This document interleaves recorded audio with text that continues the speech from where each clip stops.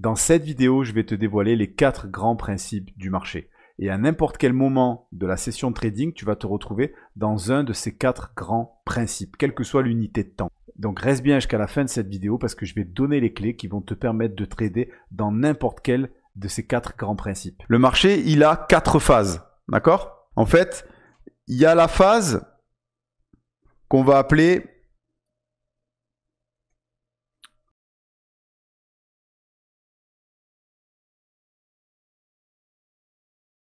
accumulation. Ok? Ça, c'est la première phase.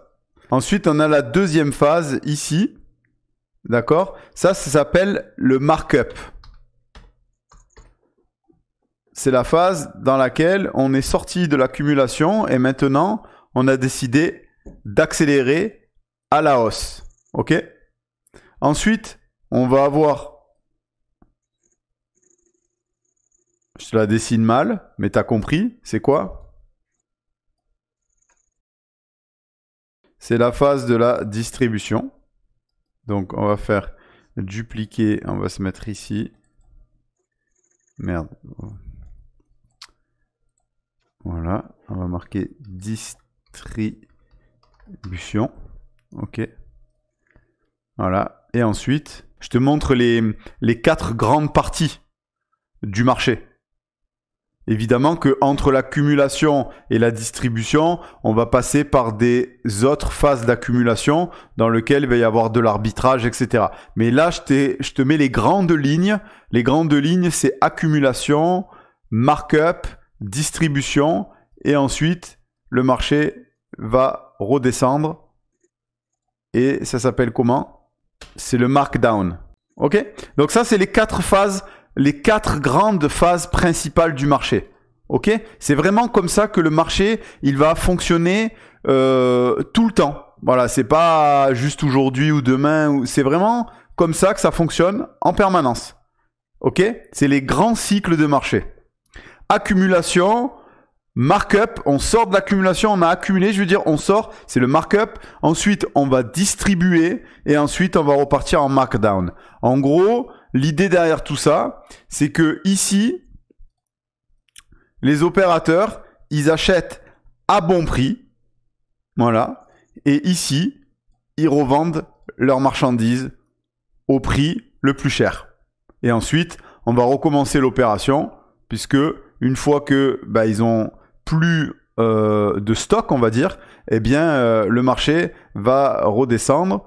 Et ensuite, on va refaire pareil, avoir une nouvelle phase d'accumulation dans lequel les opérateurs vont racheter à bon prix pour ensuite repartir dans le sens inverse et revendre ici au meilleur prix.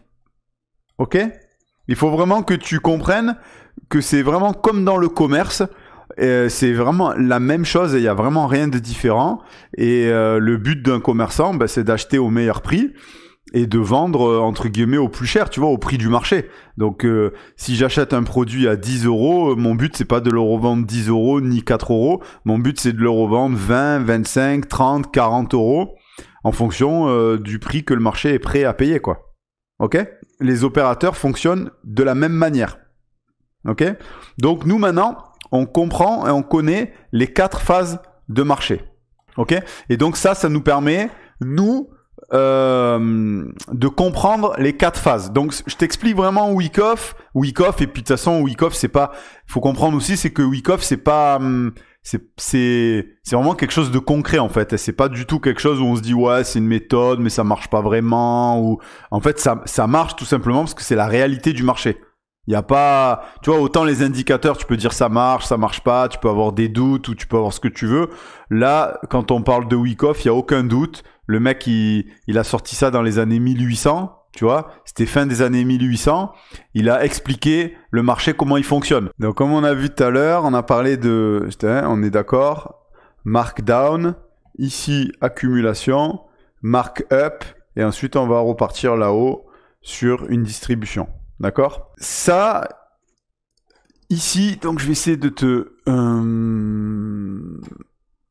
t'expliquer les différentes phases de ce que Wyckoff nous appelle tu as la première phase, en fait, ici. Alors, attends, je vais peut-être te l'entourer.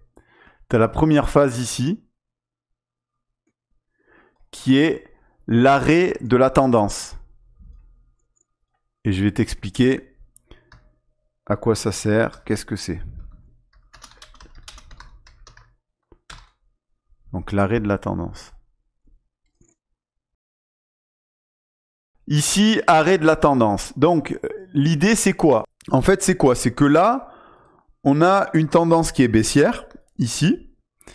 Et à partir de ce point-là,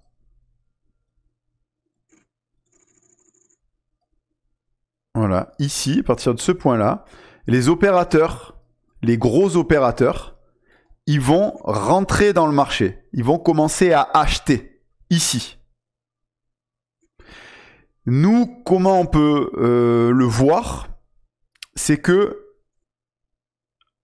à partir de là, on va voir des gros volumes entrer. On va voir des gros volumes.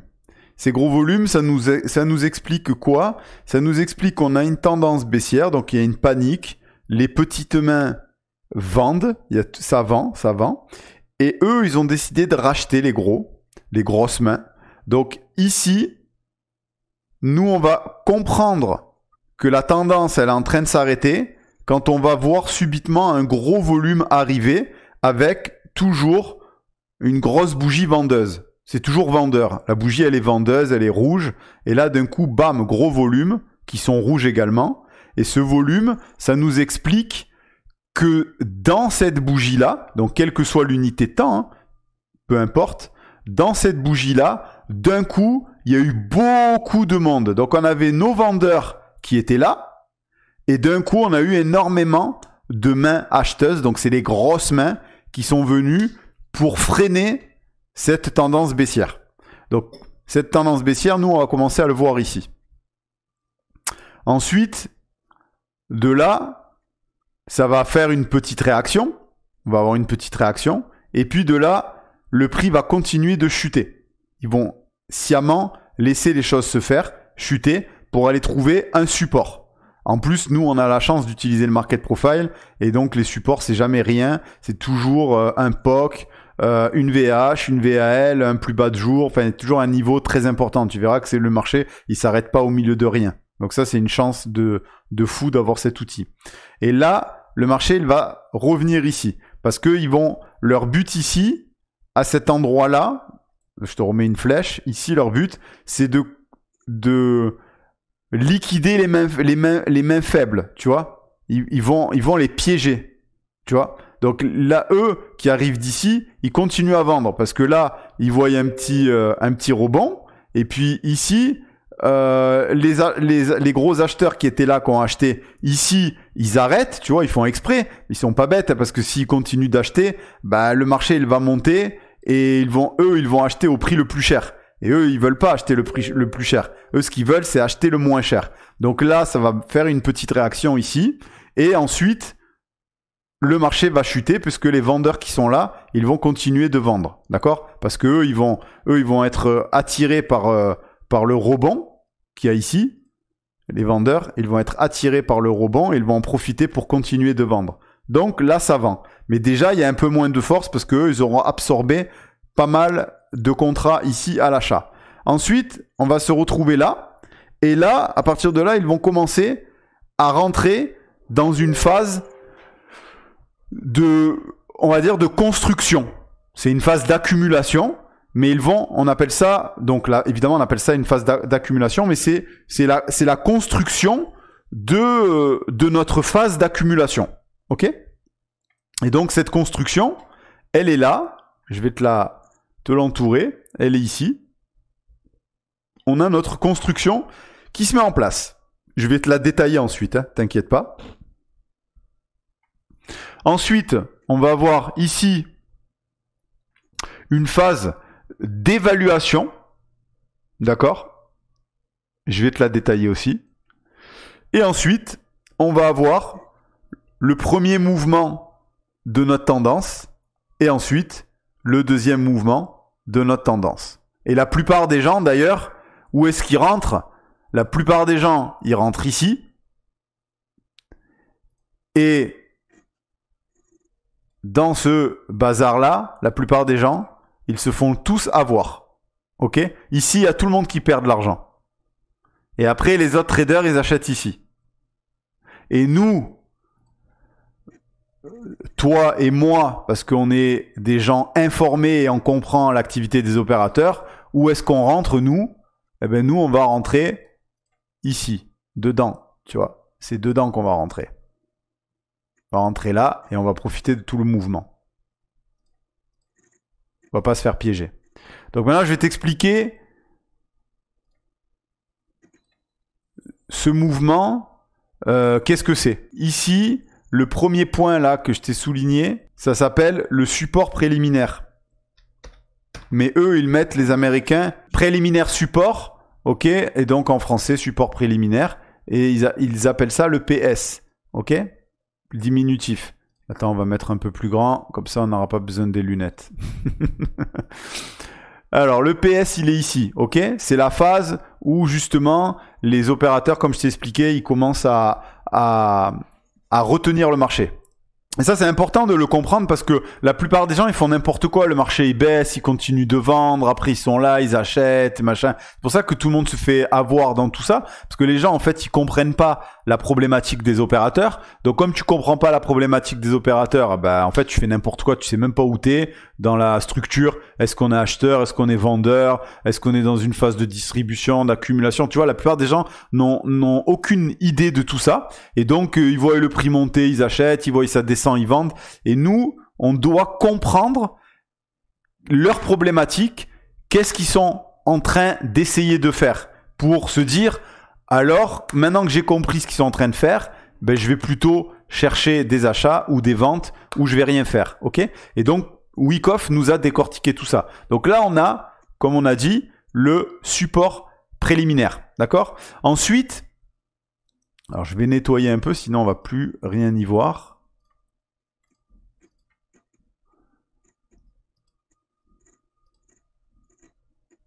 Ensuite, ici, là, on a le SC. Le SC pour le Selling Climax. C'est une zone, en fait, dans laquelle l'actif a subi une forte pression de vente. Donc là, si tu veux, ici, ils sont venus, ils ont ralenti, ils ont donné une premier ralentissement à ce gros mouvement baissier. Boum, ici, deuxième ralentissement. Donc là, on trouve un support qui est fort. Et ici, la smart money, elle commence à absorber vraiment la pression vendeuse. Ça, c'est le SC et Selling. Pourquoi je mets un hop, Selling Climax. Ok. Préliminaire support. Ok, c'est ici. Donc l'idée que tu comprennes bien, c'est ça. C'est que là, ici, première vague, boum, ils arrêtent. Faut bien que tu comprennes. Ça avance. Eux ici, ils arrivent, boum, ils rachètent. Et là, boum, là, c'est l'arrêt total. C'est le deuxième effet qui se coule. Là, c'est l'arrêt total. Donc nous, on n'est pas fous parce que ici, on a vu des gros volumes d'un coup, bam, ils arrivent. On se dit, hop, attention, première alerte. Ça ne veut pas dire que le marché il va pas continuer de descendre fortement, mais là, quand on voit ça, nous, quand on voit ici ce truc-là et qu'on voit ici nos supports, là, notre volume, on se dit alerte rouge, possiblement, c'est la fin de cette tendance. Donc on attend. Et là, quand tu vois ça, ici, boum, avec encore des volumes, parce que du coup, forcément, ici, vu que eux ils rachètent, on a encore des volumes.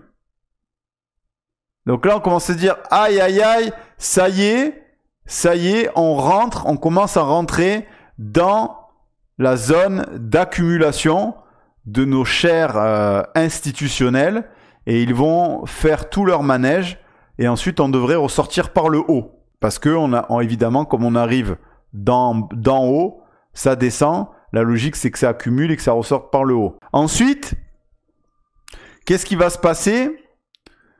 Suite à cette baisse et au rachat de leur contrat, on va avoir, on le met entre parenthèses, on va avoir le AR pour le Automatic Rally. Donc ça, c'est que des termes du vocabulaire que Wyckoff a créé, hein, tout simplement, et pour nous indiquer des choses, en fait. Hein, que le vocabulaire, tu t'en rappelles ou tu t'en rappelles pas, en fait, en soi, il n'est pas extrêmement important. Ce qui est très, très important, c'est de comprendre la logique derrière tout ça. Donc là, ça, c'est quoi? Ben, c'est simplement la réponse à la réaction du selling climax. C'est-à-dire que là, ils ont arrêté les ventes et le fait d'absorber les ventes, ça a créé un mouvement haussier. Et ce mouvement, en règle générale, il vient plus ou moins sur le préliminaire support. Ok? Il va venir là. Je dis plus ou moins parce qu'il faut pas en trading avoir des trucs ultra précis en se disant genre on a dépassé un peu, le marché il est venu là, mettons le marché il est venu là et tu dis ah ouais ça annule tout. Non. En trading il faut te rendre compte que les niveaux et les résistances, comme il y a de la volatilité, on peut avoir des petits excès, tu vois, et ça remet rien en cause. Parce que ça, je vois beaucoup de traders des fois qui me disent ah basse on a cassé machin. Non, on n'a rien cassé. C'est pour l'instant les choses elles sont pas encore actées parce qu'il y a de la volatilité. Donc on peut tout simplement arriver un petit peu au-dessus du préliminaire support ou un petit peu en dessous. L'essentiel c'est d'arriver ici. Tu vois, c'est pas d'arriver là et c'est pas d'arriver là. Voilà. Tu vois parce que là on en est loin. Mais maintenant tant qu'on est près du PS, bah tu as compris, on est en train de marquer l'AR, ok? Donc la logique, parce que la logique derrière ça, c'est que là on a une réponse à cet achat qu'ils font, parce qu'ils sont rentrés massivement ici, et eux, ils ont besoin, leur rôle aux gros opérateurs, c'est de liquider toutes les mains faibles là-dedans. Eux, ils veulent liquider toutes les mains faibles pour acheter au moins cher et ensuite être positionnés au meilleur endroit. Donc, ça va s'arrêter ici parce que s'ils achètent trop fort, le marché il va faire quoi? Il va décoller et c'est pas intéressant pour eux parce qu'ils n'auront pas réellement liquidé tout le monde. Eux, leur but c'est d'assécher. Voilà, on assèche tous les vendeurs, on récupère toute la marchandise. Tu vois, c'est comme si toi, t'es la vendeuse et t'as des trucs à vendre, tu vois. Et moi, mon but, c'est que comme je veux faire un maximum d'argent avec ta marchandise, je veux pas t'en laisser. Tu vois, je veux que tu me vendes tout. Donc, tu vois, on est chez toi et tu me vends ta marchandise et après je te dis attends, viens on va vérifier dans ce tiroir là, t'en as peut-être oublié un peu. Et après attends, viens on regarde sous le lit, viens on regarde dans ta voiture. Tu vois, on regarde partout pour être sûr que je prends tout ce qu'il y a à prendre. Comme ça, je suis tranquille, c'est moi qui ai tout. Donc, c'est pour ça qu'ils ont besoin de faire toute cette manigance. Ils peuvent pas tout simplement acheter comme des ânes et faire monter le prix. Donc, ils font ça. Ensuite, pour que on continue dans notre compréhension, ils vont arriver ici, là, cette petite zone que je t'ai dessinée. Ils vont arriver là. Il est où mon truc pour écrire? Il est ici. Et là, on appelle ça le ST pour le secondary test. Ok? Ils vont vérifier voir s'ils ont bien liquidé, tu vois, ils refont un test, tu vois, pour voir si on a bien liquidé tout le monde. D'accord? Donc on refait un test comme le selling climax, mais là c'est moins puissant, on revient, boum, et on vient retester là dans cette zone. En règle générale, on a des volumes ici, c'est important nous de comprendre. D'ailleurs, je vais vous faire, je suis en train de préparer une formation sur les volumes que je vais vous donner, d'accord?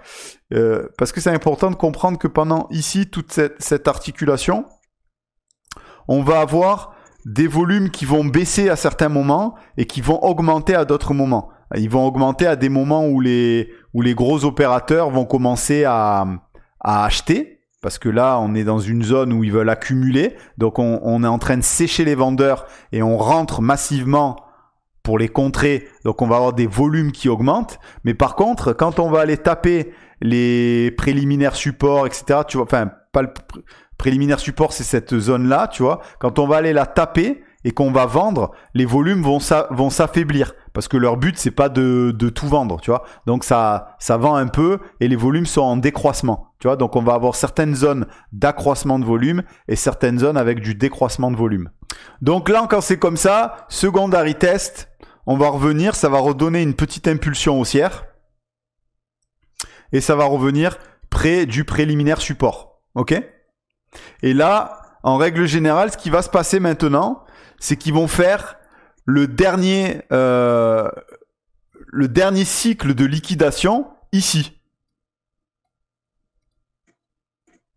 Donc ils vont venir ici, là, c'est très important ça, ils vont venir casser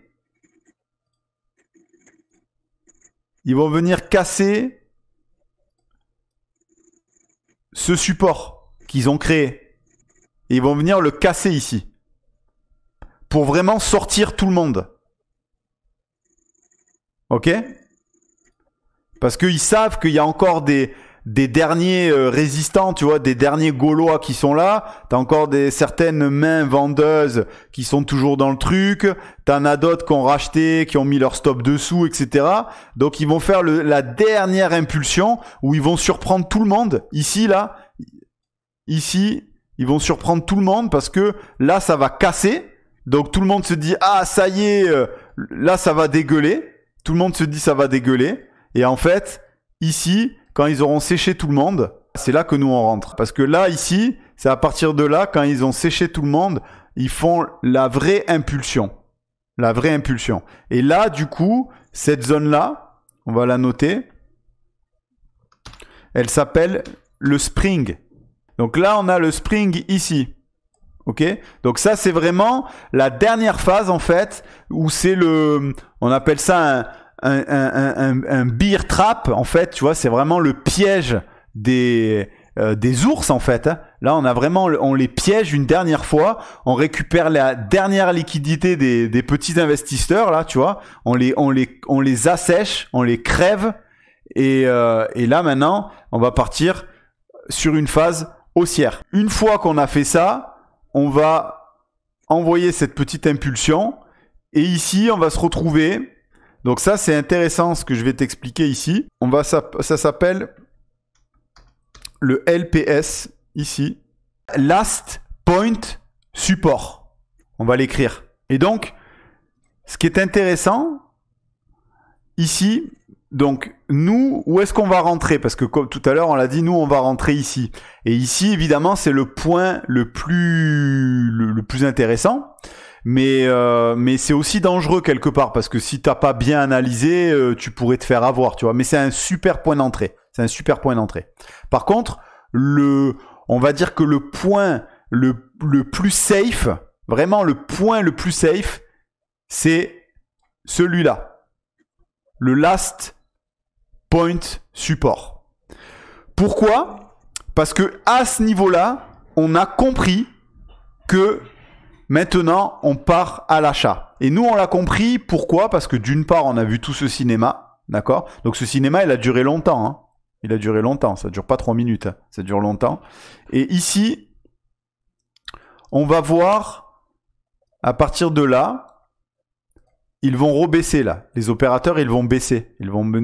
C'est eux-mêmes qui vont faire baisser le marché un petit peu. Ils vont aller retester ce support. Et quand ils font cette petite baisse ici, là, tu vas te retrouver avec des volumes qui sont tout petits. Tu vois? Là, tu vas avoir un tout petit volume. Parce que leur but, c'est pas de vendre de manière agressive et se retrouver tout en bas. Tu vois? Leur but, c'est de donner un petit coup de test, en fait, pour s'assurer qu'il y a plus personne, tu vois, pour s'assurer qu'il n'y a pas de gens encore prêts à faire rebaisser le marché, tu vois. Donc, ils vont envoyer la petite impulsion baissière pour s'assurer. Et là, nous, on va rentrer ici. Et d'ailleurs, des fois, ici, ça arrivera des fois, tu le verras, surtout dans les petites unités de temps, quand tu es en 1 minute, tu verras que ici, le LPS, des fois, il tient pas. Et des fois, ça réintègre et on retourne en bas. Et en fait, pourquoi? Parce que les opérateurs, ils veulent s'assurer ici qu'il n'y a plus personne. Et quand finalement, il y a encore des gens, ils vont refaire leur cinéma. Ils vont repartir pour aller reassécher les gens. Parce que eux, leur but, c'est vraiment de tout sécher pour ensuite partir. Donc là, ils veulent vraiment s'assurer. Bon, ce que je te dis, c'est vraiment valable sur les petites unités de temps. Sur les grandes unités de temps, c'est beaucoup moins fréquent parce que le ménage, il est fait, c'est beaucoup plus propre. Mais en petite unité de temps, c'est possible qu'ils font leur manège, cassure, retestent. Et quand ils font le retest, il y a encore des gens, ils cassent et redescendent. Et des fois, ils vont même recasser le spring, recasser pour reliquider encore et après repartir. Est-ce que vous êtes un day trader ou tout simplement vous aimeriez le devenir? Si c'est le cas, faites comme les 497 personnes et rejoignez notre canal Telegram. Tous les jours, je fais des lives en vidéo dans lesquels j'analyse pour vous différents actifs, de manière à vous donner des niveaux précis afin de bâtir des plans solides. Alors n'attendez plus, cliquez sur le lien en description et rejoignez notre canal Telegram et je vous dis à la semaine prochaine.